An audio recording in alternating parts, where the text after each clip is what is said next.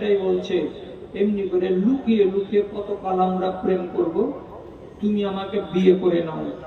ছেলে বলছে আমি রাজি। এই শ্বশুরের বাড়ি থেকে কি করে বের হবি? যেমন করে বের হতে হয় আমি তা জানি। দু বাচ্চার মা বাচ্চাকে রাতের বেলায় বিছানায় শুইয়ে দিয়ে আউট চলে গেল।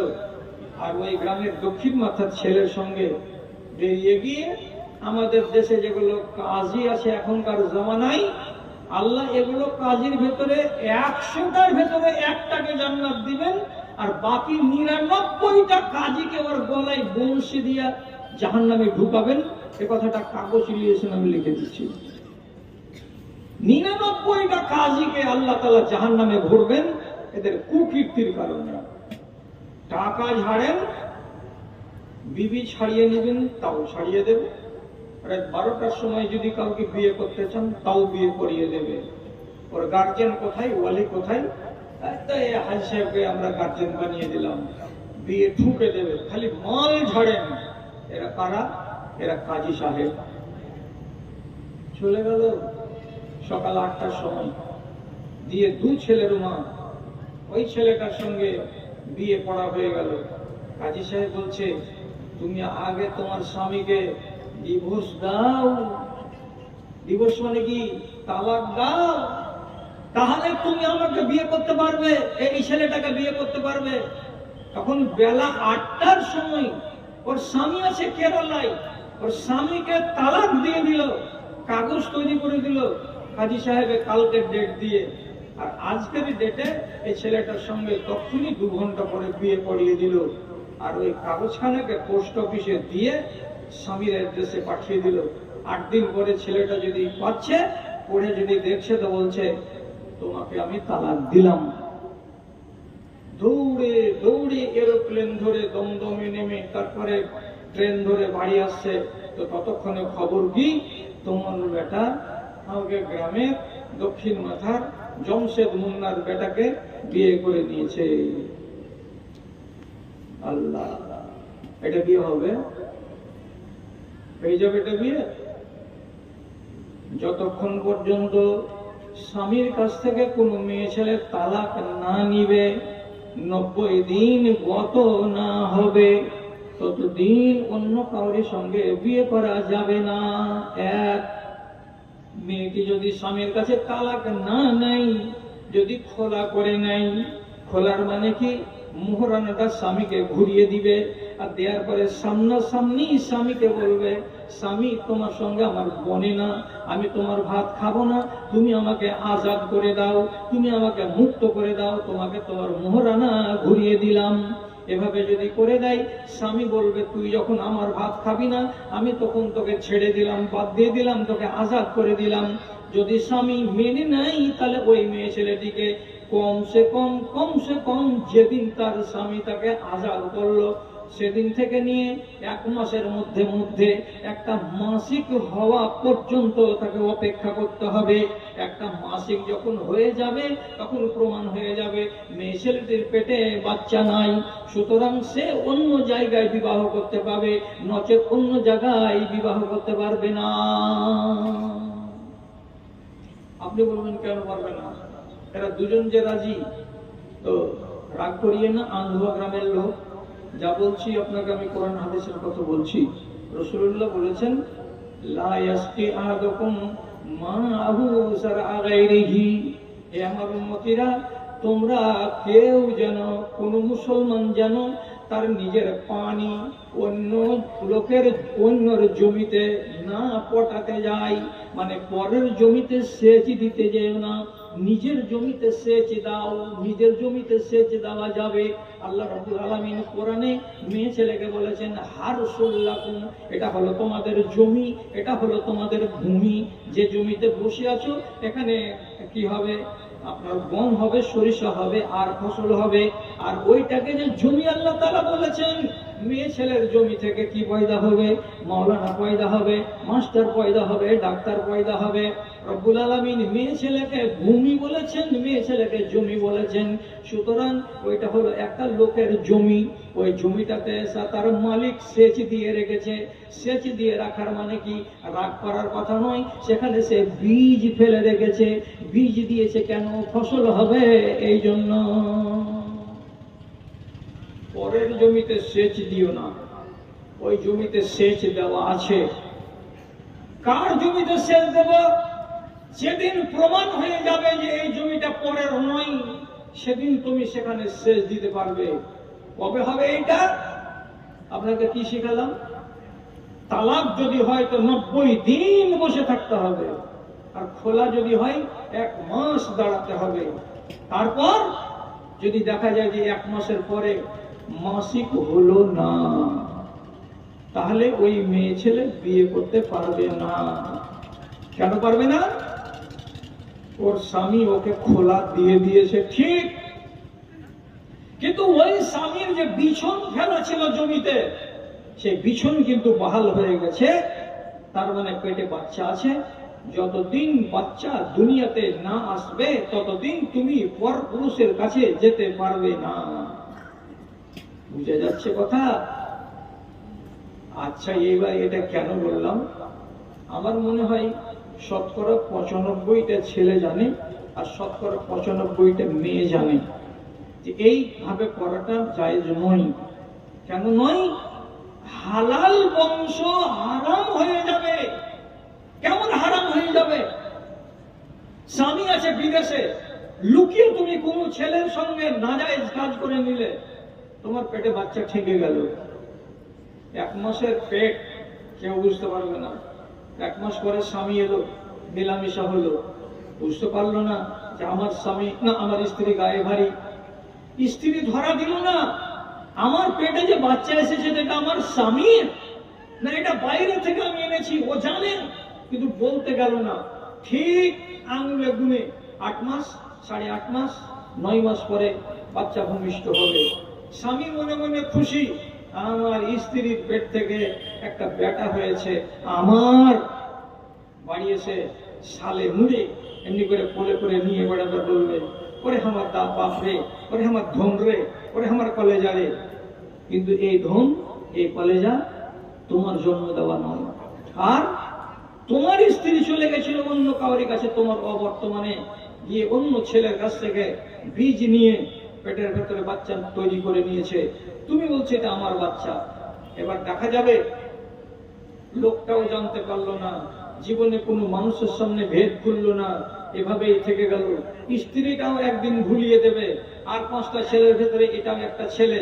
যদি কখনো জিজ্ঞেস করে, আরে আর ম্যাচ গুলো বেটাটা একটু রং গাঢ় কেন রে, যদি এরকম স্বামী স্ত্রী মিলেজুলে গল্প করে, এটা ছেলে ধলো, বেটিটা ধলো, এটা এত ফর্সা উজ্জ্বল, আর এই 3 নম্বর ছেলেটা একটু মহিলা ছয়লা হয়ে গেছে, স্ত্রী কি জবাব দিবে?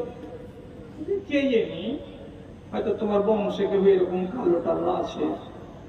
রাসূল তো হাদিসেও বলেছে যে তোমার বংশের যদি 7 ধারাতে কোনো এক জায়গায় কালো মানুষ থাকে তো তার জের চলে আসতে পারে, তোমার আওলাদের ভিতরে একটা কালো হয়ে যেতেই পারে। স্ত্রী বুঝিয়ে দিল কানার মতো করে, কি দেখ তোমার বংশ হয়তো কেউ কালো টালো ছিল, তোমার বাপেরা নেই, তোমার বাপের বাপেরা কেউ একটা মিলে কালো হয়ে গেছে। তখন পুরুষটা মেনে নিচ্ছে, হতে পারে, শুনেছি রে আমার দাদু বেলে একটু মোবাইল টয়লেট ছিল, বাস দুজনের হিসাব মিলে গেল। পরের ছেলেকে আপন করে নিল, কালো তো কি আমারই বেটা। বংশ শেষ, বংশটা শেষ। কার কারণে? একটা স্ত্রীর খেয়ানতের কারণে। তো কেন করবে এই খেয়ানত গুলো? এই ওয়াজটা কি তারা শুনেনি? আর যারা এই কাজে যায় তারা কি শুনে না? পরের জমিতে সেচ দিতে গেলাম, যদি বাচ্চা আটকে যায় মেয়েটার পেটে, কি দুর্গতিতে হবে আমার। সব জানার পরে আজকের সমাজ কেউ মানে না আল্লাহর আইনকে, সব বুড়ো আমল দেখাই। কওমের এই বদহাল দেখে মনে লাগে কত ব্যথা, কওমের এই বদহাল দেখে মনে লাগে কত ব্যথা। রাত আর দিন সুপথে ডেকেছি, কেউ তো শোনেনি কথা রে, কেউ তো শোনেনি কথা। ভাই বলে এদের পরিচয় দিতে মাথা হেঁটে হয় লাজে, হৃদয় ভরে দাও ইমানি আলোতে, সাজায় নতুন সাজে, সাজায় নতুন সাজে। দাদা, এই কম বয়সের মানুষগুলো এই তুচ্ছ তাচ্ছিল্য করে যদি জীবনটাকে গত করে দেন, তো কিয়ামতের দিন 7 বার করে একটা মানুষ আল্লাহ তাআলার সামনে বলবে, হায় আমার রক্ষে। কয়বার? 7 বার। এক এক জায়গায় যখন দুর্গতি দেখবে তখন এই কথাটা বলবে, ইয়া লাইতানি, হায় আমার ভাগ্য পোড়া কপাল। এই ভাগ্য খারাপ পোড়া কপাল, হায় আমার আফসোস, কিয়ামতের দিন 3 বার না বলে আজকে যদি দুনিয়াতে ভেবে নেন, তাহলে এই কথাটা তো আপনাকে কিয়ামতের দিন বলতে হবে না। কেন ভাবছেন না যে আমাকে আমার মতো করে থাকতে হবে? এই ক্ষণস্থায়ী দুনিয়াতে ষাঁড়ের মতো জীবন কাটালে চলবে না। ফজল ইবনে আয়াজ রাহিমাহুল্লাহ একদিন বাইরে মাঠে দাঁড়িয়ে আছেন, রাস্তায় একটা লোক চলে আসছে, চুল দাড়ি সব পাকা। ওকে ডাকছে, বাবাজি শুনেন। লোকটা কাছে এলো, সালাম দিল। সালাম পাওয়ার পর তখন তিনি ওকে মিঠা ভাষাতে বলছেন, কাম মারারতা মিনার রাবিয়ে ফি আয়েশাতা, আপনি আপনার জীবনে কতটি বসন্ত দেখেছেন? আর মানে হলো যে আপনি কত বছর এখন পর্যন্ত বাঁচলেন, গত করলেন, কত বছর গত করা হলো? তখন লোকটা বলছে, 60 সানা, আমি 60 বছর গত করে দিয়েছি।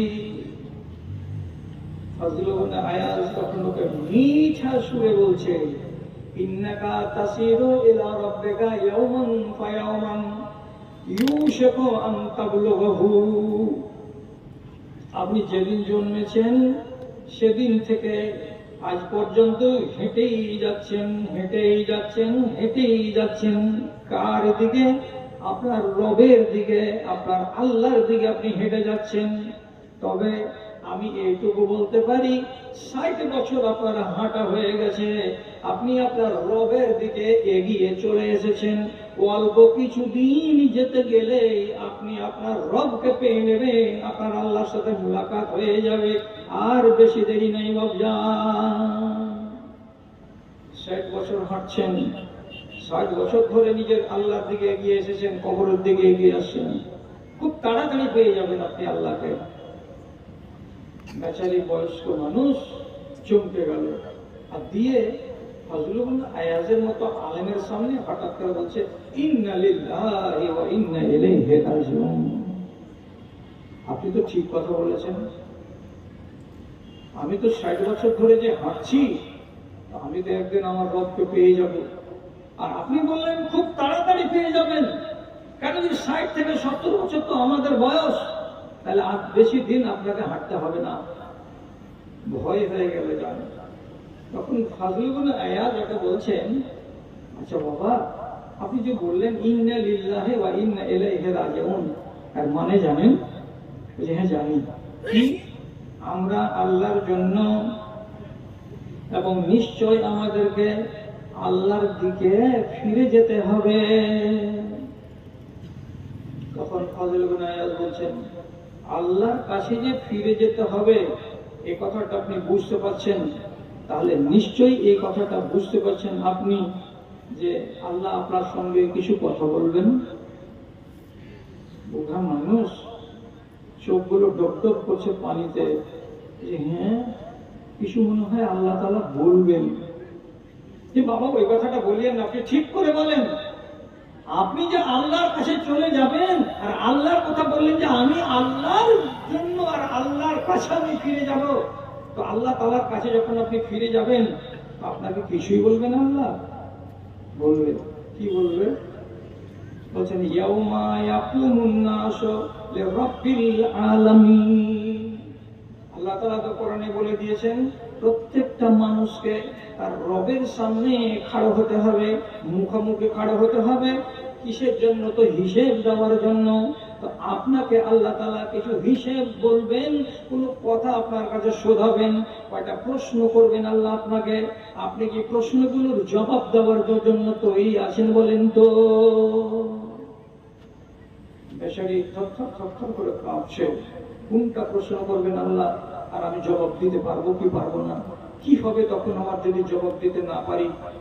শেষে কথা না বাড়িয়ে উনি শটের উপরে বলছেন, বাবা ভেতরে যে ভয়টা ঢুকে গেছে, এই ভয়টাকে যদি আমার বের করে দাও, আর যদি বের করতে হয় আমাকে কি করতে হবে ওই কথাটা তুমি আমাকে বলে দাও, আমি ওইটাই কাজ করব, তাছাড়া আমি আর তোমার কাছে অন্য কিছু শুনতে চাই না। তখন তিনি বললেন, লাউ সালহা মা বাকিয়া মিন হায়াতিকা ফালা ইউসআলু মা মাযামিনকা। আজ থেকে নিয়ে যতটি দিন সামনে বাকি আছে, এই সামনের দিনটাকে যদি ঠিক করে গত করে নিতে পারেন, তার মানে কি ইমানদার জিন্দেগি কাটাবেন, হারামে মুখ লাগাবেন না, কটু কথা বলবেন না, কাবিরা গুনাহ করতে যাবেন না, আপনি আল্লাহকে রাজি করার জন্য যত কি ইবাদত আল্লাহ তাআলা বলেছেন সব দিকে কাই মনে আঞ্জাম দিবেন। দিয়ে যদি আপনি নিজেকে একেবারে সৎ বানাতে পারেন, তো রব্বুল আলামিনের নবী বলেছেন ইন্নামাল আমালু বিল খাওয়াতিম, শেষখানা ভালো যার সব ভালো তার। আপনি শেষ জীবনটাকে যদি ভালো করে নিতে পারেন, আগেকার কোনো প্রশ্ন আপনাকে করা হবে না। আর যে কটা দিন বেঁচে আছেন, এই কটা দিনকে যদি আপনি বিগড়ে দেন, ভালো করে কাটাতে না পারেন, তো এই আগামী দিনেরও হিসেব লাগবে, আর যতদিন ফেলে এসেছেন পিছন দিকে তারও হিসেব আপনাকে লাগবে। কিভাবে কাটাবেন? বুড়ো মানুষ বলছে, বাজান আজ থেকে এই জ্ঞানটা পেলাম, এমন কোন কাজ আমি করব না যাতে আমার রব আমার উপরে রেগে যায়। তো আপনি এবার আওয়াজ তো করবেন না, সংখ্যা কমে গেছেন যে আপনার কাছ থেকে আমি আওয়াজ শুনবো। চায়ের দোকানে তীরমোহনীতে চা খাচ্ছেন বসে বসে, আপনারা 7 জন লোক আছেন, ইব্রাহিম ভাই, জবেদ ভাই, এবাদ ভাই, আব্দুল্লাহ ভাই, আব্দুর রহমান, আবেদ আলী, এই 7-8 জন ভাই আছেন। আপনার সাথে ওই চায়ের দোকানে মুখোমুখি বেঞ্চে আর 7 জন ভাই আছে গ্যার মুসলিম। একটার নাম হলো হরেন দাস, একটার নাম হলো বীরেন দাস, একটার নাম হলো সুজল, একটার নাম হলো সুবল, আর একটার নাম হলো কানাই। এই সব গ্যার মুসলিম ভাই কাটা এই চায়ের দোকানে সবাই মিলে চা খায়। আপনিও খাচ্ছেন, ওরাও খাচ্ছে। এবার টাইমটা হয়ে গেল কত? তো বলছে 4:56 হলো, যেমনি তেমনি মসজিদের মাঠ থেকে ভেসে এলো, হাইয়া আলাল সালাহ, হাইয়া আলাল ফালাহ। এসো নামাজের জন্য, এসো, এসো কল্যাণের জন্য এসো। শুধু নামাজ বলে ক্ষান্ত হয় না, নামাজ আপনাকে ভারী লাগতে পারে। এই জন্য আল্লাহ তাআলা কি বলেছেন, এসো কল্যাণের দিকে এসো। এটা করতে গেলে তোমার লাভ আছে, এটা করতে গেলে তোমার কল্যাণ হবে। এই জন্য কল্যাণের দিকে আপনাকে ডাকা হয়। আজানটা পড়ে গেল, আজান পড়ার পরে আল্লাহর আজানের ধ্বনি আপনার পাছাটাকে বেঞ্চ থেকে টেনে খাড়ো করতে পারলো না। আপনি খাড়ো হলেন না। ওই বেঞ্চে বসেছিল হরেন, ওই বেঞ্চে বসেছিল সুরেন, ওরাও খাড়ো হলো না। কেন খাড়ো হলো না? ওদের জন্য নামাজ নাই, আল্লাহর ডাককে তারা আল্লাহর ডাক বলে মানে না। ওর পাছা লেগেই থেকে গেল বেঞ্চে, ও তো বলবে আমরা এগুলো মানি না, ওর তো রেহাই হয়ে গেল এখানে। আপনি যে আল্লাহকে মানেন, আল্লাহকে চেনেন, আর আল্লাহর খান আর বেঁচে থাকেন, আপনি কেন আল্লাহটাকে ছাড়া দিলেন না?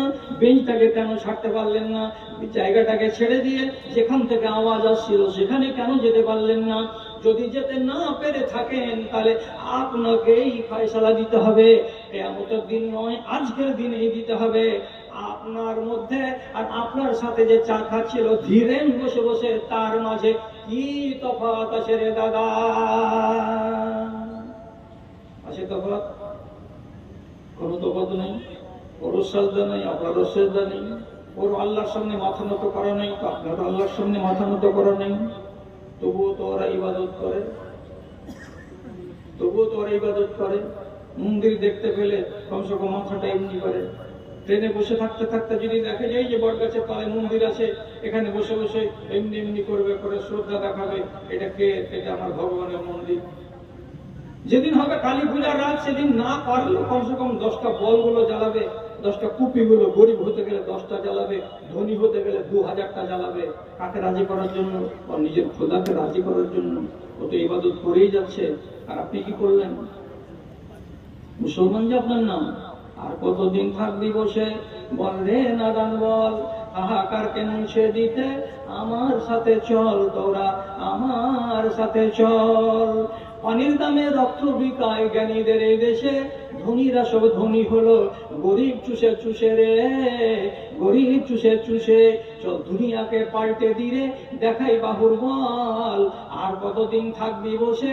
বল রে নাদান বল, হাহাকারকে মুছে দিতে আমার সাথে চল, তোরা আমার সাথে চল।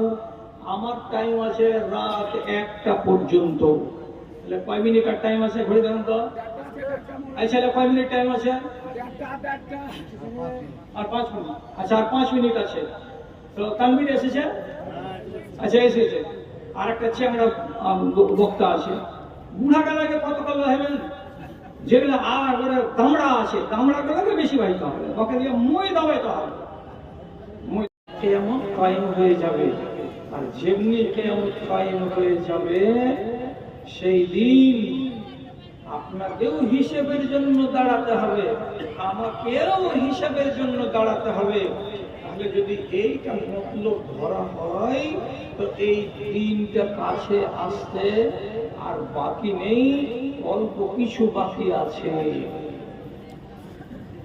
এটা একটা হলো। আর একটা তর্জমা, মানুষের হিসাবের জন্য সময় কাছিয়ে চলে এসেছে, কিন্তু মানুষ খেয়াল করে না। কি মানে? এর মানে হলো এই, কতদিন বাঁচবেন আপনি? আমি কতদিন বাঁচবো? রাসূলুল্লাহ সহিহ হাদিসে বলছেন, আমার উম্মতি মা বাইনা 60 ইলা 70। আমার উম্মতিদেরকে আল্লাহ রাব্বুল আলামিন বয়স দান করেছেন 60 থেকে 70 বছর। এর ভেতরেই আমিও চলে যাব, এর ভেতরেও আপনি চলে যাবেন। কাল্লা মান ইয়াতাজাওয়াজ, খুবই কম মানুষ 70কে পার করে 75-এ যায়, 80-তে যায়, 85-তে যায়। বেশিরভাগ মানুষগুলো কি হয়, এই 100-এর মধ্যে, এই 65-র মধ্যে, এই 70-এর মধ্যে দুনিয়া থেকে চলে যায়। আল্লাহ রাব্বুল আলামিন এই উম্মতের বয়স নির্ধারণ করেছেন কতটি? বলছে 60 থেকে 70 বছর। তাহলে তো যেতে হবে 60 থেকে 70 বছর যদি বয়স হয় আমাদের নবীর উম্মতের, তাহলে আপনার বয়স কত? এখানে এক ভাই, আবার বাপতুল্য লোক বসে আছেন একগুলো, যাদের বয়স আমার থেকে বেশি। আমার বয়স 66 গড়ছে। 66 আমি কোনো দিয়েছি। আমার থেকে কিছু মানুষ বেশি আছেন এখানে, যারা হয়তো 70 বছর পেয়ে গেছেন। যদি রাসূলুল্লাহর কথাটার দিকে একটু নজর দিই, কথাটা কি মনে থাকবে আপনাদের? খেয়াল করে দেখুন তো। রাসূলুল্লাহ 63 বছর বয়সে দুনিয়া ছেড়ে দিয়েছেন। আবু বকর সিদ্দিক 65 বছর বয়সে দুনিয়া ছেড়ে দিয়েছেন। হযরত উমর ফারুক রাদিয়াল্লাহু তাআলা আনহু একমতে হলো 64 বছর, আর একমতে হলো 66 বছরে দুনিয়া ছেড়ে দিয়েছেন। হযরত উসমান গনি রাদিয়াল্লাহু তাআলা আনহু 63 বছর বয়সে দুনিয়া ছেড়ে দিয়েছেন। এত ভালো ভালো মানুষগুলো কেউ 70-এ যায়নি, সব 70-এর মধ্যে চলে গেছে। দুটা একটা লোক 75, 80, 90 হয়। তাহলে আপনি যদি এই হাদিসটাকে 10টা মিনিটের জন্য নিজের গায়ের উপরে ফিট করেন, তাহলে বলেন আপনি আর কয়দিন আছেন দুনিয়াতে? যদি 65 হয়ে যেয়ে থাকে আর 70 পাই, 5 বছর আছে। যদি 67 বছর বয়স হয় তাহলে আর 3টা বছর দুনিয়াতে আসি, তো যেমনি আমি মরে যাব তেমনি তো আমার হিসাব শুরু হয়ে যাবে। তাহলে আমার হিসাব কি কাছে আসেনি? জি, আমার হিসাব কাছে চলে এসেছে। আল্লামা নববী এত বড় একজন মুহাদ্দিস, তিনি বলছেন আমি মনে মনে স্থির করলাম মুসলিম শরীফের ব্যাখ্যা লিখব 100 খণ্ডে। আল্লাহু আকবার, 100 খণ্ডে। হাফিজ ইবনে হাজার আসকালানী রাহমাতুল্লাহ আলাইহি বুখারীর ব্যাখ্যা লিখেছেন 14 খণ্ডে, আর তিনি বলছেন আমি মুসলিম শরীফের ব্যাখ্যা লিখব 100 খণ্ডে। কত বড় আলেম! তাকে আর একজন কেউ বলল, জনাব এত লম্বা চওড়া যে বই লিখবেন তো কেউ পড়বে কি? পড়ার লোক কম হবে, ছোট করে লেখেন। তিনি ছোট করে লিখলেন। এইবার প্রশ্নটা কেন আনলাম, কথাটা কেন আনলাম? ইমাম নববীর মতো বিদ্বান, ইলমের সাগর, এত বড় আলেমটা 40 বছরে জুটল না, তার আগেই দুনিয়া ছেড়ে চলে গেল। কি বলছেন? 60 কি যাবে সবাই? সব যাবে না। আপনি আলেমে দ্বীন, যেটা আপনার কাছে প্রিয়, তাকে জিজ্ঞেস করবেন, মনের তাসাল্লি হবে। আল্লাহ পাকের রাসূল সাল্লাল্লাহু আলাইহি সাল্লাম একদিন হযরত মুআজ রাদিয়াল্লাহু তাআলা আনহুকে ডেকে বলছেন, মুআজ তোমার মতো হালাল কেউ জানে না, মুআজ তোমার মতো হারাম কেউ বুঝে না। তুমি যত হালাল চেনো আর তুমি যত হালাল চেনো, হারাম চেনো, কোন সাহাবী আমার তোমার মতো হালাল হারাম চেনে না। তুমি এত বড় বিদ্বান, তুমি এত বড় ফাকিহ, তুমি এত বড় আলেমের আলেম। তারপরে নবীজি বলছেন, ইন্নাহু সায়াকুনু মুকাদ্দামান রাতওয়াতিন আও রাতওয়াতাইনি। কিয়ামতের দিন পৃথিবীতে যত আলেম হবে, যত আলেম আছে, যত নামের আলেম, ছোট হোক আর মেজ হোক আর সেজ হোক আর বড় হোক, শাইখুল হাদিস হোক, সদর সাহেব হোক, যেই হবে না কেন, আল্লাহ পাকের নবী বলছেন সারা দুনিয়ার আলেমদের আগে হেড মুদাররিস হিসাবে কে? মুআজ বিন জাবাল রাদিয়াল্লাহু তাআলা আনহু 15 হাত দূরে আগে আগে হাঁটবেন, আর সমস্ত দুনিয়ার আলেমেরা তার পিছনে পিছনে অ্যাসিস্ট্যান্ট হয়ে হাঁটবেন। এত বড় আলেমটা, এত বড় বিজ্ঞানটা, এত একজন নাম করা সাহাবী, তিনি 38 বছর বয়সে দুনিয়া ছেড়ে চলে গেছেন। হিসেব কাছে আসেনি আপনার? যদি বলেন হ্যাঁ মৌলানা সাহেব হিসাব কাছে চলে এসেছে, তো তাহলে এবার আপনাকে আদবের সাথে বলছি, ধর্ম আর কতদিন বিক্রি করবেন? ধর্ম কিনে নেওয়ার টাইম কি আপনার হয়নি? ধর্মকে বেচবেন আর কতদিন? ধর্মকে আঁকড়ে ধরবেন কবে? এই প্রশ্নের জবাব কে দিবে আমাকে সামনাসামনি? কেন বললাম এমন প্রশ্ন? কিছু বাবাজি কবরে যাওয়ার টাইম হয়ে গেছে, এখনো হালকা দরের নেশা খাওয়া বাদ দেয়নি। আল্লাহ রহম করে যে মুখ দিয়ে মিষ্টি তেলাওয়াত বেরোয়, সেই মুখখানা দিয়ে যদি হারাম জিনিসের গন্ধ বেরোয়, আপনি বলুন তো আপনার তিলাওয়াত গুলো কি আল্লাহর ফেরেশতা লিপিবদ্ধ করার জন্য আপনার ঘাড়ের কাছে এসে দাঁড়াবে? কবে ছাড়বেন এটা? এই যে পুরো সমাজটা ক্যান্সারে আক্রান্ত, তার মানে 100টা লোকের ভেতরে 80 জন লোক হচ্ছে নেশাখোর। নেশা কোনগুলো ছোট, কোনগুলো বড়। নেশা থেকে উঠে আসলেন না, অথচ আল্লাহ তাআলা 3 বার আয়াত নাযিল করেছেন নেশা। প্রথমে একটু নরম করে, তারপরে একটু গরম করে, তারপরে শেষের বেলায় চরম গরম করে আয়াত দিয়েছেন। আর দেওয়ার পরে বলেছিলেন, তোমরা ছাড়বে না ছাড়বে না জবাব দাও। তোমরা এই জিনিস থেকে নিজেকে দূরে সরিয়ে রাখবে না রাখবে না জবাব দাও। হযরত উমর বলেছিলেন, ইনতাহাইনা ইয়া রাব্বে, ইনতাহাইনা ইয়া রাব্বে। হে মালিক, ছেড়ে দিলাম, জীবনের মতো ছেড়ে দিলাম, আর কাছে যাব না। শেষে আল্লাহ রাব্বুল আলামিন সমস্ত মক্কার আর মদিনার সেই যুগের যত মুসলমান ছিল সবাইকে ডেকে বললেন, বাবা বোনেরা, আমার কথাকে অমান্য করবে না। কি বলছি আমি? রাসূল বলছেন, তোমাদের সামনে আমি কয়টা বাসনকে হারাম করব, বাসন কুসুমগুলোকে হারাম করব। তো কি কি হারাম করেছেন? আনি দুব্বায়ে ওয়াল হানতামে ওয়াল নাকিরে ওয়াল মুজাফফাতে, 4 রকমের বাসনকে আল্লাহ রাব্বুল আলামিন হারাম করে দিলেন। আরবের লোকেরা 4 প্রকারের বাসনকে তোমরা ব্যবহার করতে পারবে না। কি কি? খেজুরের গাছের ঝুড়িকে কুড়ে কুড়ে এগুলো বাসন বানাতো, এই একটা। এগুলো বাসনকে তারা পাথরকে কুড়ে বানাতো, এই একটা। আর একটা বাসন হলো কি, যদি লাউ বা যাকে আমরা কদু বলি, কদু যদি পেকে যায়, পেকে যাওয়ার পরে মুখটাকে কেটে ভিতরের আঁশগুলোকে বের করে ফেলে দেন, তো এটা একটা বাসন। এবং যে কোনো বাসনের পেছন দিকে আলকাতরা লাগানো হয় এমন বাসন। রাসূলুল্লাহ বললেন, 4 প্রকারের বাসন তোমরা বাড়িতে রাখিও না। কেন রাখবো না? নবীজি বলছেন, নেশা এমন খারাপ জিনিস, তুমি যদি আজকে ছেড়ে দাও নেশা, আর 2 দিন পরে যদি তোমার বল্লালপুরের বাজারে কোন একটা দোকানের সামনে তোমার পায়ের তলায় একটা পুরিয়া পড়ে থাকে, যে পুরিয়াটা ফাঁকা, ওতে কিন্তু তামাক নাই, আর তার গায়ে লেখা আছে বলবান ছাপ, দেখতে গেলেই ভিতরটা রিম রিম করে উঠবে। আহারে, এই পকেটের ভেতরে আমি এই খৈনির প্যাকেটগুলো কত যে রেখেছিলাম, চুন ভরা থাকে, রেডিমেড খৈনিকে হাতে দিলাম, কচলালাম আর খেয়ে নিলাম।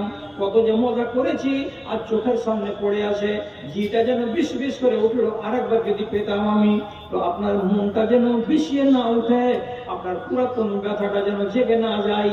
তার জন্য নবীজি বলছেন, ওই বাসনগুলোতে তোমরা মদ ভিজিয়ে ভিজিয়ে রাখতে, ওই বাসনগুলোতে তোমরা মদ ঢেলে ঢেলে পান করতে। তার জন্য এগুলোকে সব হারাম করে দেওয়া হলো। না রহে বাঁশ, না বাজে বাঁশুরি। আপনি কবে ছাড়বেন এটা বলেন? 100% লোক আমাদের শেরশাবাদ জাতি, 20টাকে বাদ 80টা লোককে দেখা যাচ্ছে নেশাগ্রস্ত। কেউ বিড়ি খায়, কেউ সিগারেট খায়, কেউ কম্বু ডিলাম জর্দা দিয়ে পান খায়, কেউ ভুল না করতে গেলে ওর পিছন দিক দিয়ে ময়লা বের হয় না, কোন মানুষ বোতলকে ঢেলে উল্টিয়ে খায়, কোন মানুষ ডেনরাইটের আঠাকে কিনে ন্যাকড়ার ভিতরে চেপে নাকে টেনে নেশা করে, কোন ছেলেপিলে বলছে দুনিয়াটা হলো রেডিমেড, অতএব সব জিনিস হবে রেডিমেড। ডিজিটাল ইন্ডিয়াতে ডিজিটাল নেশা, সেটা হলো কি, পুরিয়া কিনো, আরেকটাকে আরেকটার ভেতরে ভরো, আর ভরার পরে এমনি করে বাজাও, আর বাজার পরে ফলাবে ঢালো। চলছে শেখর, তিরঙ্গা, গুটখা, মধু, 5,000, 8,000 খেতে আসে।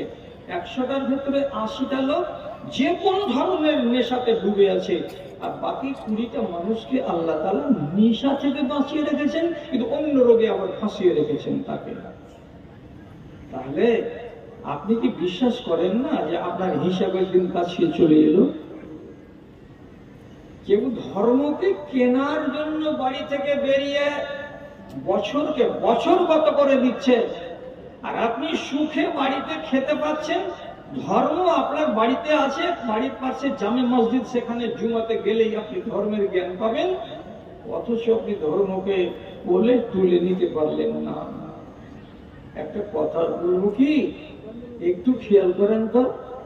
একজন সাহাবীর নাম বলছি, তার নাম সালমান ফার্সি। এর বাড়ি হলো ইরান দেশের ইস্পাহান শহরে। তার বাবা হলো অগ্নি পূজক।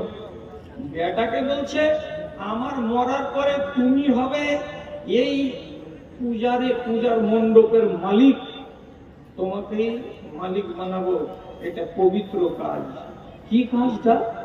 ওর দরবারে সারা দিন 24 ঘন্টা আগুন জ্বলতো, দাও দাও দাও দাও দাও দাও করে।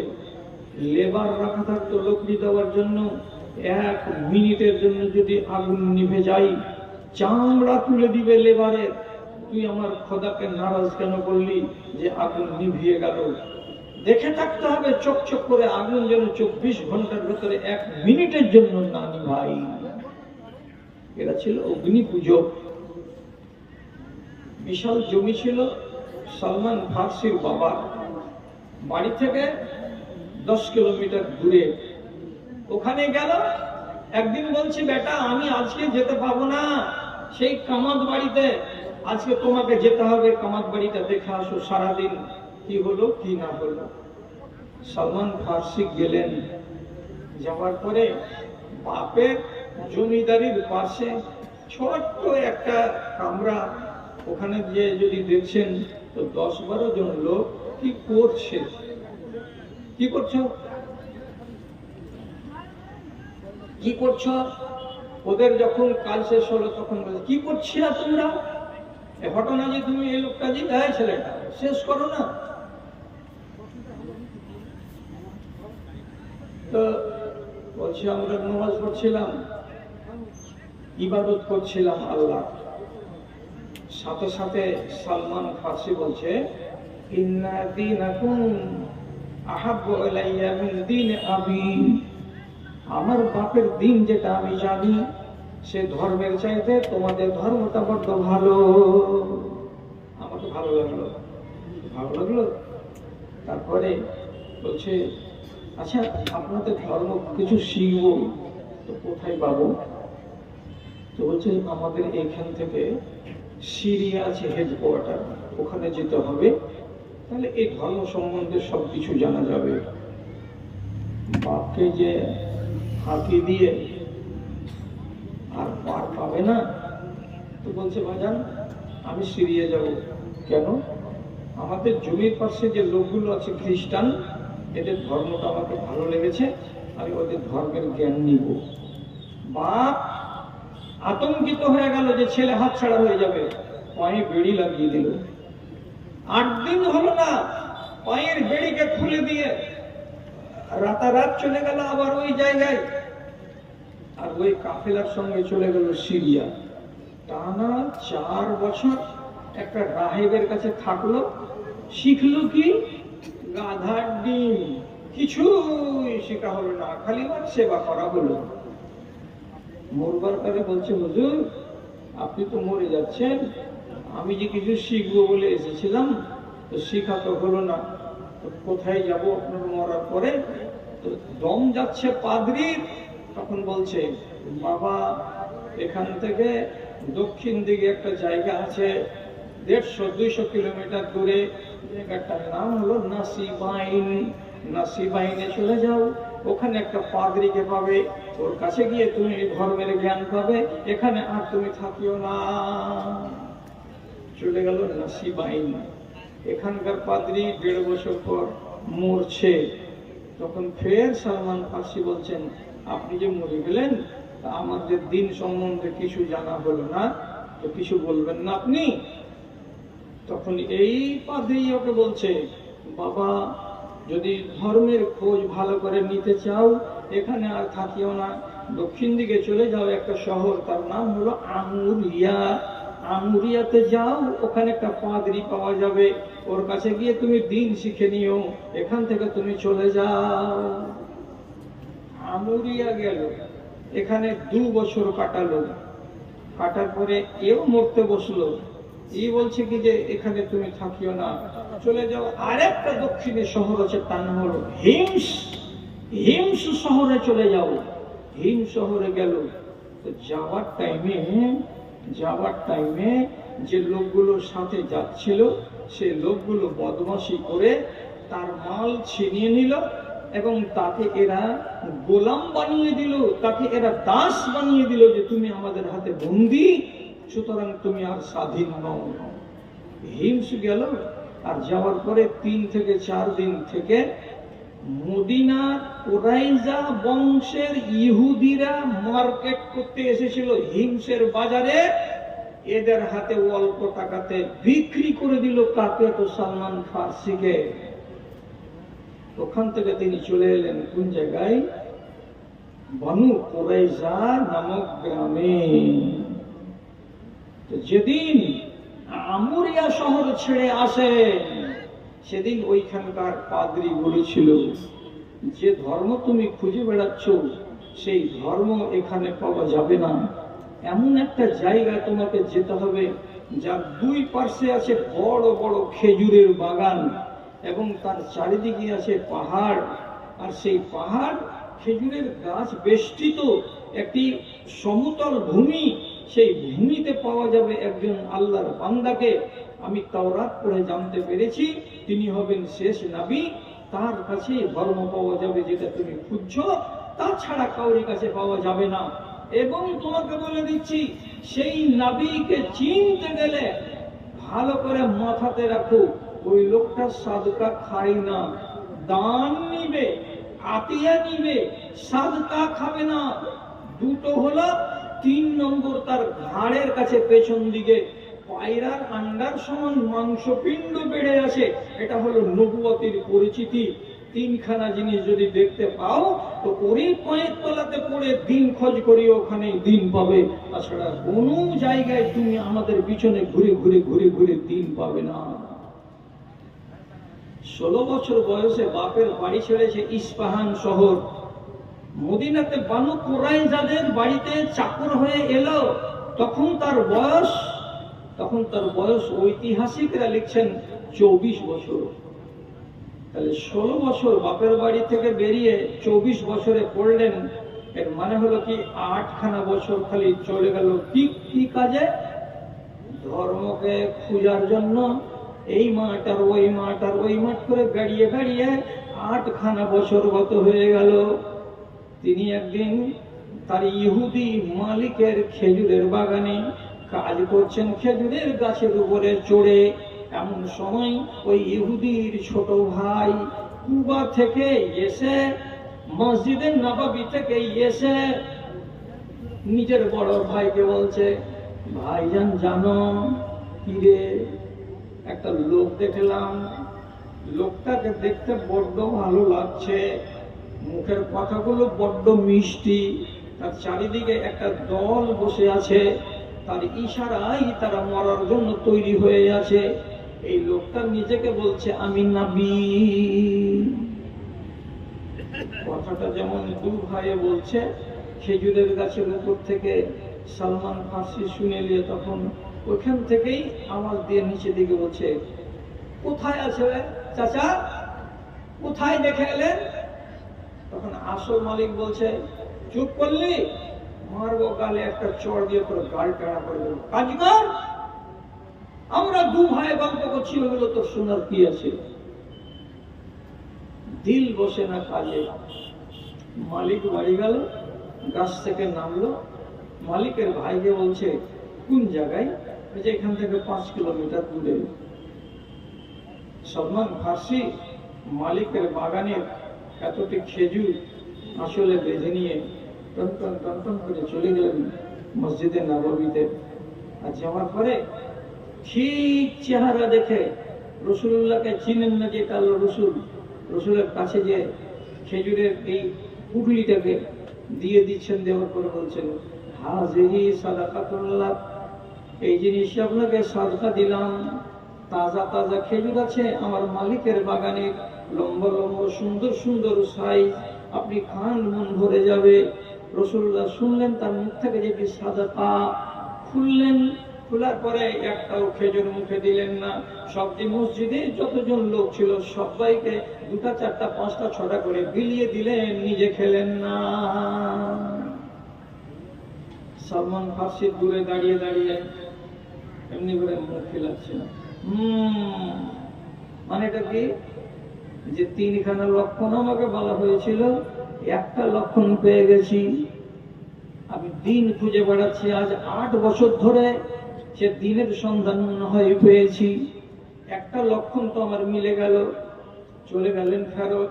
তারপরের দিন আবার বিকাল বেলায় এতটি খেজুর আবার গামছাতে করে নিয়ে এসে নবীজির কাছে সামনে রেখে দিয়ে বলছেন, হাজিহি হাদিয়াতুন লাকা, এই জিনিসই আপনাকে তোহফা দিলাম, আপনাকে দান দিলাম, আপনি এটাকে গ্রহণ করেন, এটি খান, আপনি ভালো লাগবে। যখন রাসূলুল্লাহ শুনতে পেলেন এটা সাদকা নয়, এটা হলো দান, এটা হাদিয়া, হাদিয়াকে কবুল করা যায়। তখন তিনি সাথে সাথে একটা খেজুরকে ফাড়লেন, বিচিটাকে ফেলে দিয়ে মুখে চাপিয়ে খেলেন। খাওয়ার পরে বললেন, বড্ড সুন্দর খেজুর। সালমান ফার্সি মুখটাকে ঝুঁকাচ্ছেন একাই একাই, আর মনে মনে বলছেন, ঠিক যেটা চেয়ে আমাকে বলা হয়েছিল দুটা তো মিলে গেল। 3 নম্বর, তিসরা দিনের দিন আবার চলে এসেছে দিনের বেলায়। রাসূলুল্লাহ জান্নাতুল রাসূলুল্লাহ বাকি কবরস্থানে একটা জানাজাকে মাটি দিবেন মানুষকে, তার জন্য এখানে হাজির হয়েছেন। লোকজন সব বসে আছে। সালমান ফার্সি এসে একবার আগে যাচ্ছেন, একবার পিছনের দিকে যাচ্ছেন, একবার ডানে যাচ্ছেন, একবার বামে যাচ্ছেন, খালি ঘুর ঘুর ঘুর ঘুর করে বেড়াচ্ছেন। তখন রাসূলুল্লাহ বলছেন, এই ছেলে, তুমি কিছু দেখার চেষ্টা করছো নাকি? রাসূল বুঝে নিলেন, আর নেওয়ার পরে সাথে সাথে ঘাড়ের উপর থেকে চাদরটাকে যেমনি সরালেন, পিছন দিকে দেখা যাচ্ছে পায়রার আন্ডার সমান মাংসপিণ্ড বড় হয়ে বেড়ে আছে। তখন সালমান ফার্সি বলছেন, ওয়াল্লাহি হাযা নাবিয়্যুন হাক্কা, আল্লাহর কসম এটা হলো সত্য নবী। রাসূলের কাছে যে বলছেন, আপনাকে অনুসরণ করব, আপনি আমাকে দলে নেবেন? রাসূল বলছেন, দরজা খোলা আছে। ওইখানেই কবরস্থানে সালমান ফার্সি দ্বীন ইসলামকে কবুল করে নিলেন। লম্বা ঘটনা থাক। রাসূলুল্লাহ তার সমস্ত ঘটনাকে শুনলেন, আর শোনার পরে এত মূল্যবান, সোনা দিয়ে ওজন করলেও তার সমান হবে না, একটা কথা বলে দিলেন। বুখারী শরীফের হাদিস, কি লাউ কানাদ দীনু বিসুরাইয়া, লাউ কানাদ দীনু বিসুরাইয়া লানালা বিহি রাজুলুন মিন আহলি ফারিস। আল্লাহ যদি দ্বীন ইসলামকে দুনিয়াতে না নাযিল করত, যদি দ্বীন ইসলামকে আকাশের দিকে উপরে একটা নক্ষত্র আছে, তার নাম হলো সুরাইয়া, সুরাইয়া নক্ষত্রে যদি ইসলাম থাকতো, তাহলে ইরান দেশের একটা লোককে আল্লাহ রাব্বুল আলামিন এতটাই পাওয়ার দিয়েছেন, এতটাই তাকে জজবা দান করেছেন, তিনি ওই সুরাইয়া নক্ষত্র থেকে দ্বীনকে পেড়ে নিয়ে দুনিয়াতে আনতো। এত বড় রাব্বুল আলামিন তাকে টাইটেল দিলেন, সার্টিফিকেট দিলেন। এটা কে? তো সালমান ফার্সি। তিনি কাঁদতে কাঁদতে বলছেন, রাসূলুল্লাহ, আপনাকে পাওয়ার জন্য আর আপনার দ্বীনকে পাওয়ার জন্য আমার মূল্যবান যৌবনের 8খানা বছর পানিতে চলে গেছে। দ্বীনকে পাওয়ার জন্য এরা দৌড়ে বেরিয়েছে, আর দ্বীনকে কুরবানি করার জন্য আমি আর আপনি দৌড়ে বেড়াচ্ছি। কত তফাৎ তাদের মধ্যে আর আমাদের ভেতরে। আপনি বলবেন, কই, কোথায়? আমি দ্বীনকে বিক্রি করার জন্য দৌড়াচ্ছি, আর ওরা দ্বীনকে ক্রয় করার জন্য দৌড়ে বেড়াচ্ছে। এগুলো কাকে আমি শোনাবো, কাকে বুঝাবো? যখন নবীজি আসেননি, তখন কাবার দেয়ালে হিলেন লাগিয়ে দিয়ে আমর ইবনে যায়েদ বলে এক সাহাবী, তিনি শুধু সিজদা দিচ্ছেন, রুকু নাই, আর কিয়াম নাই, সূরা নাই, কোনো দোয়া নাই, শুধু মাঝে মাঝে মাঝে মাঝে কপালটাকে জমিনে ফেলছেন আর সাজদা দিচ্ছেন, আর দিয়ে মাঝে মাঝে মাঝে মাঝে উপর দিকে হাতটাকে তুলে দিয়ে বলছেন, ইয়া রাব্বে লা আদরি কাইফা আ'বুদুকা। হে আসমানের মালিক, আমি হলাম ইব্রাহিম নবীর শেষ মানুষ, তাওহীদকে অল্প করে জানি, কিন্তু দ্বীন ইব্রাহিম মিটে গেছে। কেমন করে তোমাকে ডাকতে হবে জানি না, কোনটা দোয়া বলতে হয় তাও আমি জানি না। এভাবে কপালটাকে জমিনে ফেলছি আর একবার করে তোমার নাম নিচ্ছি, তুমি আল্লাহ, তুমি আল্লাহ, তুমি আল্লাহ। যদি এটা কবুল হয় আল্লাহ কবুল করো, আর না হলে সত্য দ্বীন কোথায় আছে আমার সামনে এনে দাও। আল্লাহ, তখন ইসলাম আসেনি। টিভি আছে, টিভি আছে, টিভির সামনে ওকে দেখান,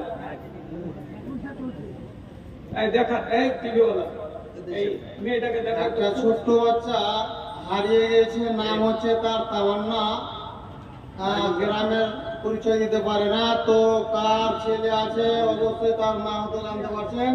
তো মেয়েটা স্টেজে আছে, আপনি এসে নিয়ে যান। নাম হচ্ছে তামান্না, তার গ্রামের বাড়ি বলতে পারে না। হ্যাঁ, স্টেজে আছে, কার আছে অবশ্যই তার তোমার বুঝতে পারছেন যে আমার ছেলে আমার কাছে নাই, তো আপনি নিয়ে যাবেন।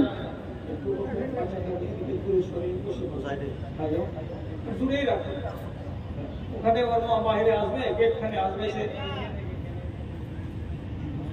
আল্লাহ না করে যে ওর মা ওকে কোথায় নিয়ে গেছে।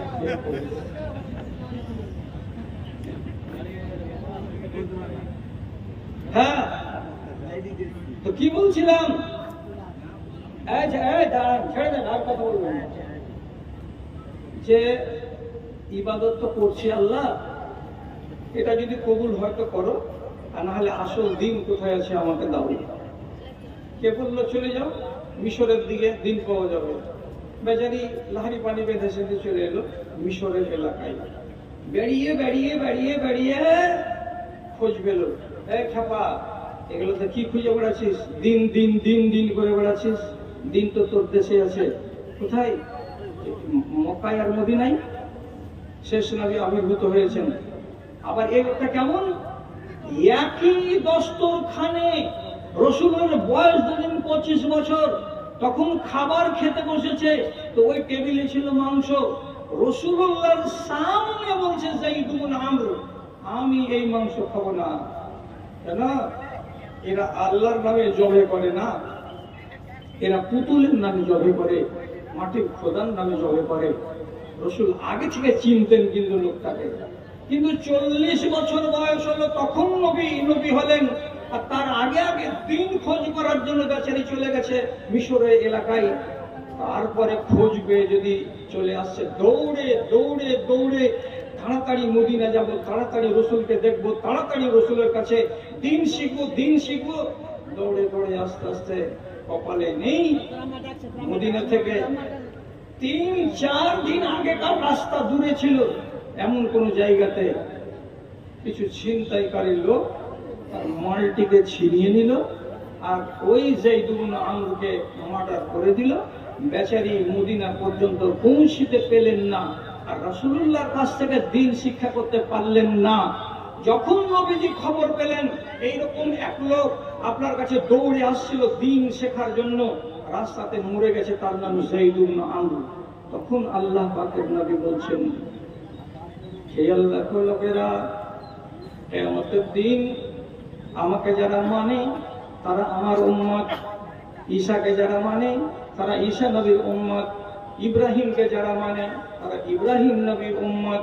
কিন্তু এই লোকটা কাউকে ঠিক করে মানতে পারেনি, ইব্রাহিম নবীর দিনকে পাইনি ঠিক করে, তার জন্য তার উম্মত নয়।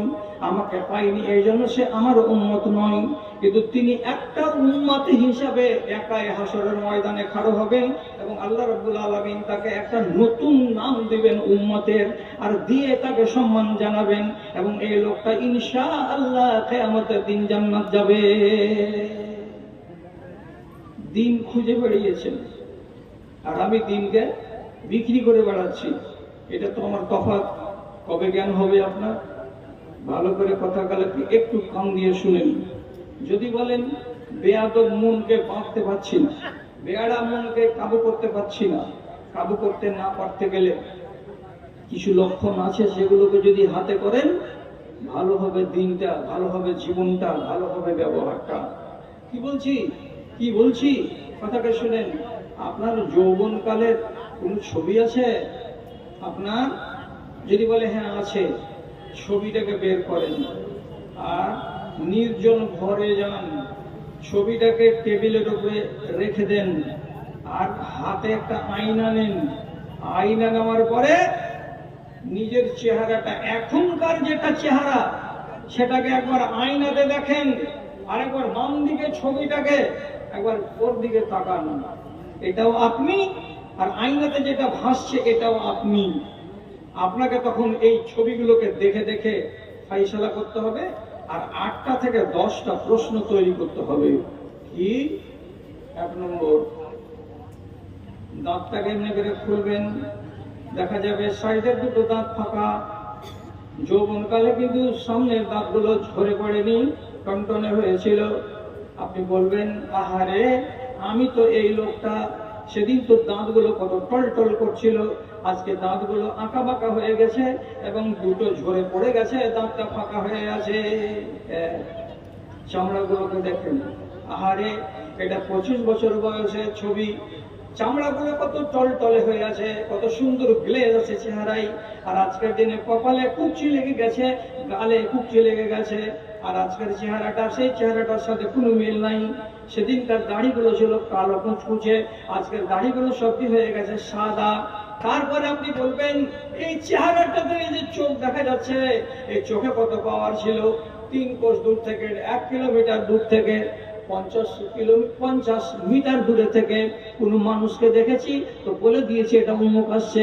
আর আজকের দিনে 15 হাতের দূরে যদি একটা কোনো লোক থাকছে, আমি বলতে পারি না যে এটা আমার ভাই এলো না এটা আমার মামা এলো, তাহলে ওটাই চোখ আছে, কিন্তু চোখে সেই পাওয়ার নাই। চেহারা বদলে গেছে, দাঁত পড়ে গেছে, কানে শুনছি অনেকটা কম, মগজে যেগুলো বুদ্ধি আছে, বিবেক আছে, জ্ঞান আছে, সেগুলো কিন্তু অনেকটা বাটা পড়ে গেছে। আগের মতো তাজা বুদ্ধি এখন নেই। তো মানুষ তো আমি ওইটাই, তাহলে এমনটা কেন হলো? কেন হলো? শেষের বেলায় আপনি নিজে তখন ফয়সালা করে নেবেন, কি বলে? কবরে যাওয়ার সময় হয়ে গেল। কেন? আল্লাহ তাআলা নিজে বলছেন, ওমান নুআম্মিরুহু ওমান নুআম্মিরুহু নুনাক্কিসুহু ফিল খালকি আফালা ইয়াকিলুন। যে কোনো মানুষকে মরণ দেওয়ার আগে আমি তাকে 1.5 বছরের শিশু যেমন ছিল তেমনি আবার 1.5 বছরের শিশুর মতো বানাবো, বানিয়ে আমি তাকে কবরে নিয়ে যাব। আপনি বলবেন 1.5 বছরের শিশু কেমন করে হয়? 1.5 বছরের শিশু যেমন আকেল থাকে না, আপনার তেমনি আকেল থাকবে না। 1.5 বছরের শিশু শুধু কান্না করতে জানে আর হাসতে জানে, কথা বলতে জানে না। তেমনি আপনি যদি পারবেন তো কাঁদতে পারবেন, আর আপনি যদি পারবেন তো হাসতে পারবেন। বেশি কথা আপনি বলতে পারবেন না। 1.5 বছরের শিশু একাই যেমন দাঁড়াতে পারে না, তেমনি আপনার বয়স যখন হয়ে যাবে আপনি একাই চলতে পারবেন না, পা থরথর করে পড়ে যাবেন মুখের ঘরে। 1.5 বছরের শিশু যেমন পিশাব করে দেয় কাপড়ে, পায়খানা করে দেয় কাপড়ে, তেমনি আপনিও যেদিন বয়সপ্রাপ্ত হয়ে যাবেন তখন আপনিও নিজের কাপড়ে পিশাব করে দেবেন, আপনার খেয়াল পর্যন্ত থাকবে না। পরিস্থিতিটা এমন দাঁড়ালো, শুধু সাইজে থাকবে আপনার 5 ফিট 5.5 ফিট, কিন্তু বুদ্ধি আর বিবেক আর চলনগুলো সব 1.5 বছরের বালকের মতো হয়ে যাবে। তারপর আল্লাহ রাব্বুল আলামিন বলছেন, তোমাকে ওই হালাতে নিয়ে যাওয়ার পর আমি তোমাকে কবরে নিয়ে যাব। এবার আপনি ফয়সালা করেন। চোখের যদি কমে গেছে, কানের ক্ষমতা কমে গেছে, বিবেক বুদ্ধি কমে গেছে, চুল দাড়িগুলো সব সাদা হয়ে গেছে, তাহলে তো ঠিক আমি এগিয়ে চলেছি কোথায়? তো আমার শেষ মঞ্জিলের দিকে। কালো কেশ যত সাদা হয়ে গেছে, কালো কেশ যত সাদা হয়ে গেছে, চামড়া গিয়েছে ঝুলে, শক্ত জিনিস চিবাতে পারো না, সব দাঁত পড়েছে খুলে গো, সব দাঁত পড়েছে খুলে। দর্পণে এবার আল্লাহকে আঁকো, দর্পণে এবার আল্লাহকে আঁকো, তুমি পরকালে পাবে জয়। জীবন দুয়ারে জমে শেখারো, আর এদিক ওদিক নয়। জোশ ছেড়ে দিয়ে হুঁশ দিয়ে করো, মনে অনুতাপ আর ভয়, মনে অনুতাপ আর ভয়। আক্কেল ফিরে আসবে, বদবুদ্ধিটি পালাবার চেষ্টা করবে। যদি বলে নিয়ত হবে না, ভিতর মুড়ে গেছে, তাহলে আপনাকে আর একটা কাজ করতে হবে। সেটা কি? কোনো একবার দিনের বেলায় একাই বাড়ির পাশে যদি বড় কবরস্থান থাকে, কবরস্থানে যেতে হবে। যেগুলো তাজা কবর সেগুলোকে দেখতে হবে, যেগুলো পুরানা কবর সেগুলোকে দেখতে হবে। তার মাঝখানে নিজের বাপের কবরটাকে খুঁজে বের করতে হবে, নিজের মায়ের কবরটাকে খুঁজে বের করতে হবে। কবরের পাশে দাঁড়াতে হবে, একাই যাবেন।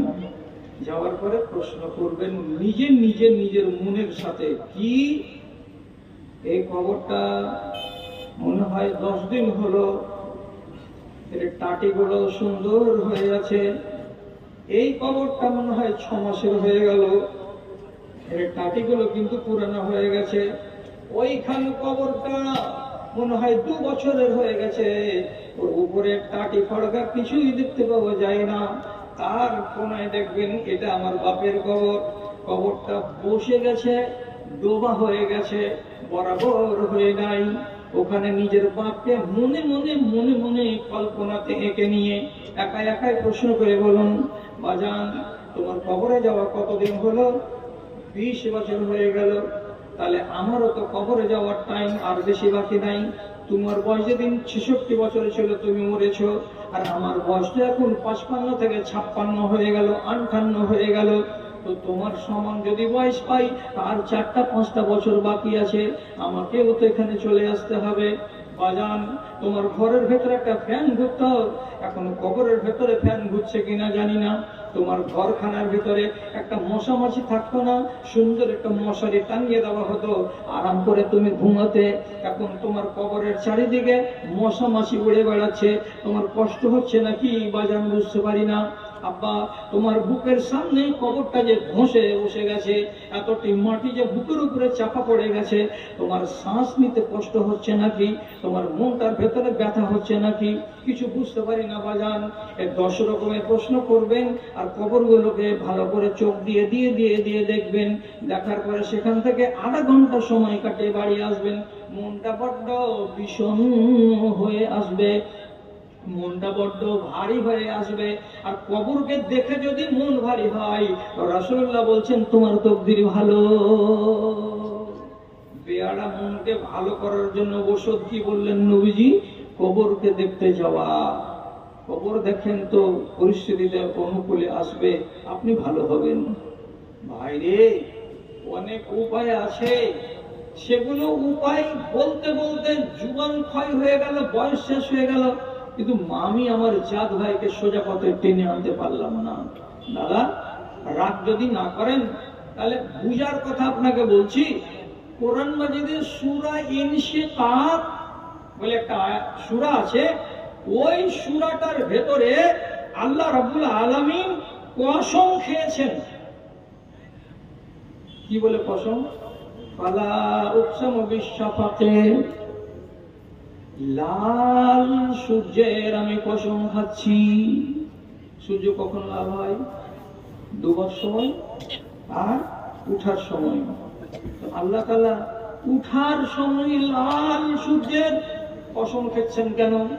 পূর্ব আকাশে যখন সূর্য উঠবে তার আগে দেখবেন পূর্ব আকাশটা লাল হয়ে থাকবে, এটাকে বলা হয় লালি। এই লালির কসম খেয়ে আল্লাহ তাআলা বলছেন, আমি তোমাদেরকে বলছি একটা ন্যায্য কথা শুনো। সেটা কি? পূব আকাশে যে লাল হয়ে দেখা যায়, সেই লালির কসম। এতে কি হবে? সূর্যের সাথে আমার জীবনের আপনার জীবনের 100 ভাগ মিল আছে। আপনাকে শপথ দিবেন আল্লাহ তাআলা, তার জন্য সূর্যের কসম খাচ্ছেন, আর সূর্যের লালির কসম খাচ্ছেন। এর মানে প্রথম যখন সূর্যটা উঠবে তখন লাল টুকটুকো হয়ে উঠবে। সবাই বলুন, প্রথম সূর্য যখন পূব আকাশে উঠবে তাকে তো আমরা দেখতে পারি। হ্যাঁ, মাথার সামনে যখন থাকে তাকে দেখতে পারি না। প্রথম সূর্যটার রংটা কত আকর্ষণীয়, লাল হয়ে উঠলো, তাকে দেখতে পাচ্ছি। আপনার জীবনটাকে মিলান। আপনি কয় বছরের? বলছে আমি এখন 2 বছরের। যেমন আপনি সূর্যটা ছিল নতুন হয়ে ওঠা, তাকে দেখতে মন চায়, ভালো লাগে, পুরো আকাশটা লাল, তো কত মনটা জুড়িয়ে যায়। তেমনি আপনি যখন 2 বছর বয়সের ছেলে ছিলেন, তখন আপনাকে দেখে আপনার মায়ের মন জুড়িয়েছে, বাবার মন জুড়িয়েছে, ওটা গ্রামবাসীর মন জুড়িয়েছে। এমনকি ট্রেনে করে যদি আপনার মা আপনাকে কোনো জায়গায় নিয়ে গেছে, তো যারা আপনার ট্রেনের পাশে সিটে বসেছিল তাদেরও মন ভালো হয়ে গেছে আপনার চেহারাটার দিকে দেখে। তারপর যখন বেলা 10টা হলো, সূর্যের তাপ বেড়ে গেল, আপনার বয়স যেদিন 15-16 হলো, দেখুন আপনার জ্ঞান গরিমা এবার বেড়ে গেল। তারপরে সূর্য যখন মধ্য আকাশে চলে এলো, তখন তার তাপকে কে সহ্য করে? এত তাপ, গাছ গাছড়া, নদ নদী, পাহাড় পর্বত সেই তাপকে সহ্য করে এবং অনেকে কষ্ট পায়। আপনার যখন বয়স হয়ে যাবে 25 থেকে 30 বছর, তখন আপনি আছেন একবারে চরম যৌবনে, আপনার শক্তির কাছে কে লাগে? সূর্যের পাওয়ার যেমন যাহা ইচ্ছা তাহা করতে পারে, তেমনি আপনি 30 বছর বয়সের মানুষ, যাহা ইচ্ছা আপনি তাহাই করতে পারেন। তাই বলে খেয়ালটা তো রাখতে হবে। সূর্য যখন পশ্চিম আকাশে ঢলে যায়, আপনার বয়স যেদিন 50 চলে যায়, সূর্যের ঢলে যাওয়ার সাথে সাথে তার তাপ কমে যায়। এমনি আপনার যেদিন 50 বছর বয়স হবে, দেখি তখন আপনার তাপ কমে যাবে, আপনার পাওয়ার কমে যাবে, ক্ষমতা কমে যাবে। আল্লাহ রাব্বুল আলামিন বলছেন, লালটাকে স্মরণ করো, তার মানে সূর্যকে তোমরা নিয়ে ভাবো। তার কিছুক্ষণ পরে যখন সূর্যটা ডুবতে যাবে, তখন আবার পশ্চিম আকাশে লাল হবে। তার মানে এটা কি? এই যে ডুবছে আর ডুবার আগে যে আবার লাল হয়ে গেল, এর মানে হলো আপনার যৌবনটা, জীবনটা শেষ হয়ে গেছে। এবার আপনার কবরে যাওয়ার পালা। কবরে যাওয়ার আগে মানুষ কিছুদিনের জন্য সুস্থ হয়ে যায়, মানুষের খানা বেড়ে যায়, মানুষের কথাবার্তা বেড়ে যায়, দেখে মনে হবে আগে যেমন ছিল এখন 70 বছর বয়সে, 60 বছর বয়সে এখন এমন হয়ে গেছে, এইরকমটা হয়ে যায়। তারপরে 15-20 মিনিট পরে সূর্যটা যখন ডুবে যায়, তখন তাকে আর দেখতে পাওয়া যায় না। আপনি যেদিন মরে যাবেন, আপনি ডুবে গেলেন, আপনাকে আর দেখতে পাওয়া যাবে না। ডুবে গেছে কিন্তু লাল বাকি আছে। আপনাকে কবর দিয়ে দিয়েছে, লাল বাকি আছে। কেমন লাল বাকি আছে? একটা মাস আলোচনা করবে। আব্দুল জব্বার হাজী ভালো লোক ছিল, মরে গেছে। 6টা মাস আলোচনা করবে, তারপরে 1 বছর আলোচনা হবে, তারপরে 5টা বছর যাবে না, আব্দুল জব্বার হাজী সাহেবের নামে কেউ কথা বলার লোক আপনার আন্দুয়া গ্রামে পাওয়া যাবে না, সবাই আপনাকে ভুলিয়ে দেবে। ঠিক তেমনি সূর্যটা ডুবে যাওয়ার পরে আধা ঘন্টা যখন হয়ে যাবে, পশ্চিম আকাশে কোনো চিহ্ন খুঁজে পাওয়া যাবে না, সব বিলীন হয়ে যাবে। এবার বলেন, সূর্যটা কি হারিয়ে যায়? ডুবে তো গেল, তো সূর্য কি হারিয়ে গেছে? হারিয়ে তো যায়নি। ভারতের আকাশে দেখা যায় না, পশ্চিমবঙ্গের আকাশে দেখা যায় না, কিন্তু ও তো কুয়েতের আকাশে দেখা যায়, ওকে তো হাবশার আকাশে দেখা যাবে, ওকে তো আমেরিকার আকাশে দেখা যাবে, ও তো ডুবে যায়নি। ঠিক তেমনি আপনি কবরে চলে গেছেন, আপনার আলোচনাটা হারিয়ে গেছে, কিন্তু আপনি হারিয়ে যাননি। কোথায় আছেন আপনি? হাদিস অনুযায়ী আপনি বারজাখের জগতে আছেন। বারজাখের জগৎ মানে কি? আল্লাহর হিসাবের মধ্যে আছেন। রুহটা চলে গেছে হয় আসমানের উপরে ইল্লিইনে, আর না হয় রুহটা চলে গেছে 7 তাবাক জমিনের তলায় সিজ্জিনে, আর আপনার দেহটা চলে গেছে মাটিতে। মাটির ভিতরে চলে গেলেও আপনি বিলীন হবেন না। রাসূলুল্লাহ বলছেন, কুল্লু যামবিন ইয়াকুলহু তুরাব ইল্লা আজমুজ যামবে। আপনার শরীরের সমস্ত হাড়গুলোকে, মাংসগুলোকে, মাথার খুলিগুলোকে, দাঁতগুলোকে সবকে কবরের মাটিতে খেয়ে নেবে। কিন্তু শির দাঁড়াতে এমন একটা হাড্ডি পাওয়া যায়, নবীজি বলছেন ওই হাড়খানাকে কেউ পুড়াতেও পারবে না, ওই হাড়খানাকে কোনো মাটিতেও খাবে না। এত ছোট্ট, এত ক্ষুদ্র হাড়খানা, এটাকে আরবিতে আজমুজ জামবে বলা হয়। ওই হাড়খানা ক্ষয় হবে না, কবরে থেকেই যাবে। রাসূলুল্লাহ বলছেন, কিয়ামতের দিন আল্লাহ রাব্বুল আলামিন ওই ক্ষুদ্র হাড়খানা থেকেই আবার আপনাকে জন্ম দেবে।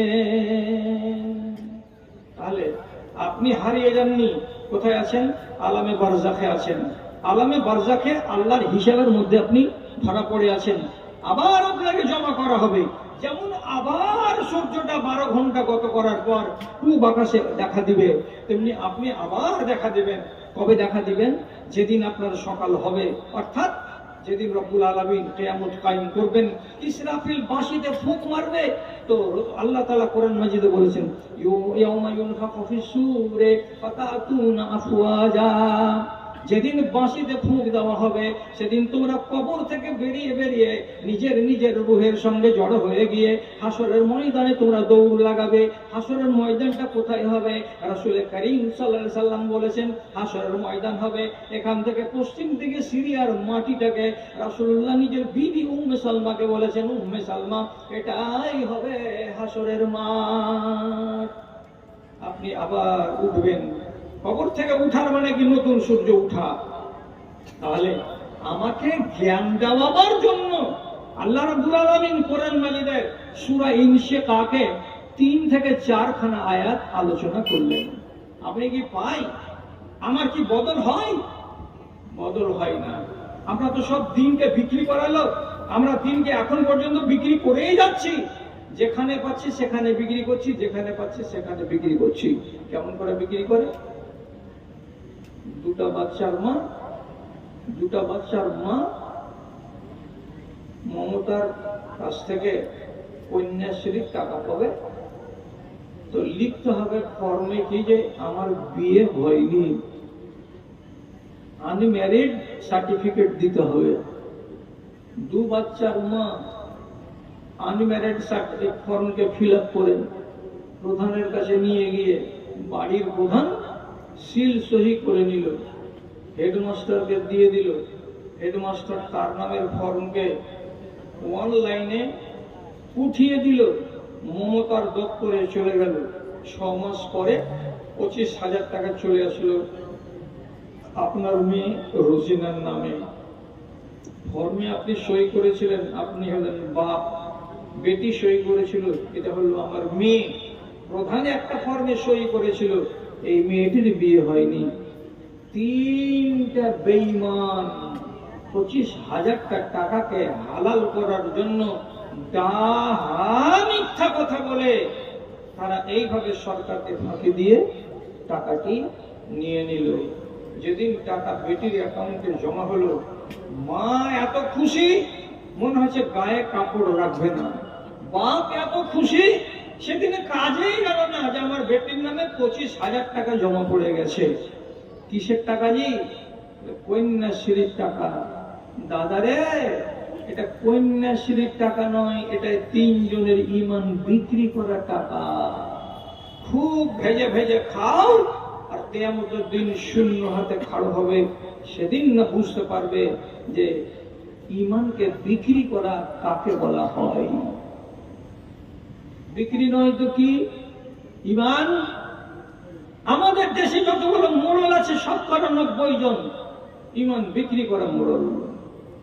মাতব্বরি করছে, মোড়লি করছে, কিন্তু ঈমান রেখে করে না। কি করে? একটা ছেলে কেরালায় খাটতে গেছে, স্বামী 4 মাস থেকে বাড়িতে নাই। ওর স্ত্রী অ্যান্ড্রয়েড মোবাইলে মাঝে মাঝে ফোন করছে, আর হোয়াটসঅ্যাপের মাধ্যমে স্বামীর সাথে মোলাকাত হচ্ছে, দেখা হচ্ছে, কথা হচ্ছে। খুব বেচারি খুশি আছে মনে মনে, আমার স্ত্রী বাড়িতে আরামে আছে, আর আমি আমার স্ত্রীকে সুখ দেব, তার জন্য টাকা ইনকাম করতে এসেছি কেরালার মাটিতে। স্ত্রী 3খানা মাস গত হয় না, আশেপাশের পাড়া প্রতিবেশী কোন সুন্দর একটা নওজোয়ান ছেলের সঙ্গে মোবাইলে পরিচয়, আর মোবাইলে হোয়াটসঅ্যাপে কথা বলতে বলতে, ফেসবুকে কথা বলতে বলতে এমন ভাঁজ লাগছে যে পরের ছেলে, পর পুরুষ গোপনে এসে রাতের বেলায় এই রমণীর কাছে শুয়ে থাকছে, তার ইজ্জতকে লুটে নিচ্ছে, শারীরিক সম্পর্ক কায়েম করছে দুজনে আনন্দ সহকারে। 1 মাস চললো, তারপরে মেয়েটাই বলছে, এমনি করে লুকিয়ে লুকিয়ে কতকাল আমরা প্রেম করব, তুমি আমাকে বিয়ে করে নাও। ছেলে বলছে আমি রাজি। এই শ্বশুরের বাড়ি থেকে কি করে বের হবি? যেমন করে বের হতে হয় আমি তা জানি। 2 বাচ্চার মা বাচ্চাকে রাতের বেলায় বিছানায় শুইয়ে দিয়ে আউট চলে গেল, আর ওই গ্রামের দক্ষিণ মাথার ছেলের সঙ্গে বেরিয়ে গিয়ে আমাদের দেশে যেগুলো কাজী আছে এখনকার জমানায়, আল্লাহ এগুলো কাজীর ভেতরে 100টার ভেতরে 1টাকে জান্নাত দিবেন, আর বাকি 99টা কাজীকে ওর গলায় বংশী দিয়া জাহান্নামে ঢুকাবেন। এ কথাটা কাগজ লিয়েছেন, আমি লিখে দিচ্ছি। 99টা কাজীকে আল্লাহ তাআলা জাহান্নামে ভরবেন এদের কুকীর্তির কারণে। টাকা ঝাড়েন, বিবি ছাড়িয়ে নেবেন, তাও ছাড়িয়ে দেবে। রাত 12টার সময় যদি কাউকে বিয়ে করতে চান